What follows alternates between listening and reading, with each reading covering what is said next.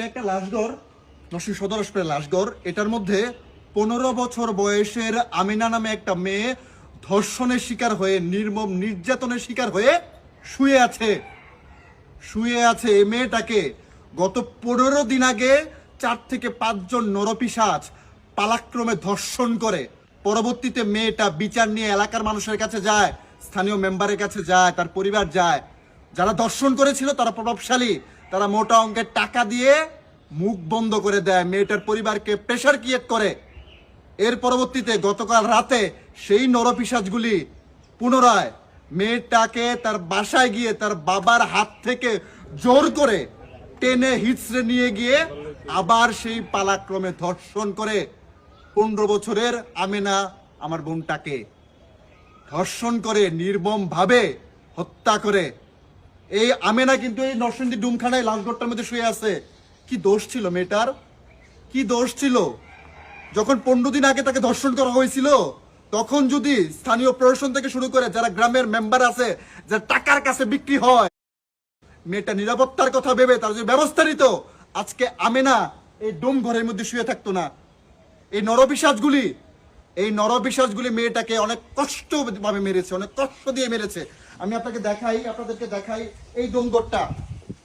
15 বছরের মেয়ে আমেনা এই ডোমঘরের মধ্যে শুয়ে রয়েছে, এই ডোমঘরের মধ্যে লাশটা শুয়ে রয়েছে। একটা কথা চিন্তা করেন, গতকাল রাতে বেলা বাবার হাত থেকে মেয়েকে ছিনিয়ে নিয়ে গেছে।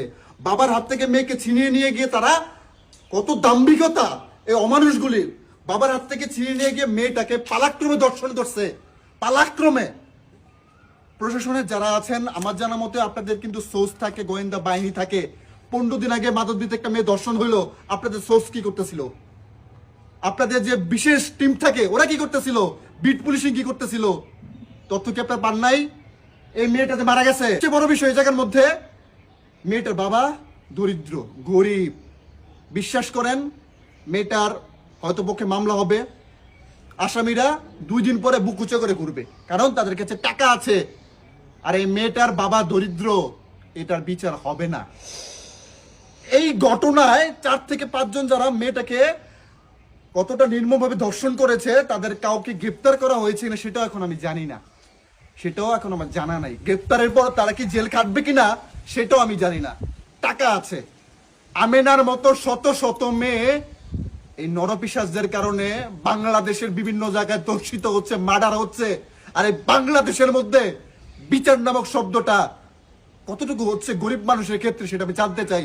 এই আমেনাকে যারা ধর্ষণ করেছে, যারা ধর্ষণ করে মেরেছে, যারা এর সাথে জড়িত, প্রশাসনের দৃষ্টি আকর্ষণ করছি, খুব দ্রুত সময় ধরবেন, সঠিক বিচারটা যাতে 15 বছর আমেনা পায়। কি অপরাধটা ছিল মেয়েটার?